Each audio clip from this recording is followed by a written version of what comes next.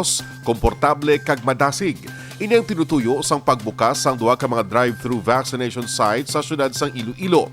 Sa mga maluyag magpa-booster, bukas na para magserbisyo ang drive-thru vaccination sites sa SM Strata kag Mega World. Nagalaom si Mayor Charetrañas, mas madamo ang mga pumuluyo ang mahaylo nga magpa-booster bangod sang ginpahapos ka proseso pinagi sa paggamit sang salakyan. Sa siniman nga pamaagi, maging limitado ang exposure sa isa ka individual bangod hindi na kinahanglan pa nga magwa o kung magpanaog sa salakyan. Mahimo nga buksan labang ang bintana o kung portahan sang salakyan kag mayara na sang frontliner nga mag-attender sa mga pumuluyo. Kinahanglan nang ipresentar ang vaccination card kag ID para mahatagan sang booster shot.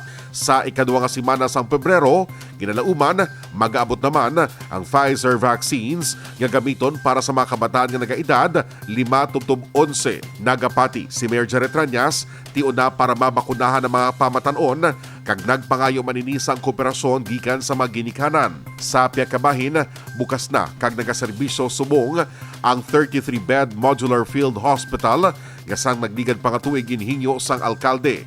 Padayon man ang pagpangita sa pamaagi sa lokal nga pangunuhan para mapabilin nga aktibo ang pagsabat kag pagpangita sa solusyon kontra sa pandemya.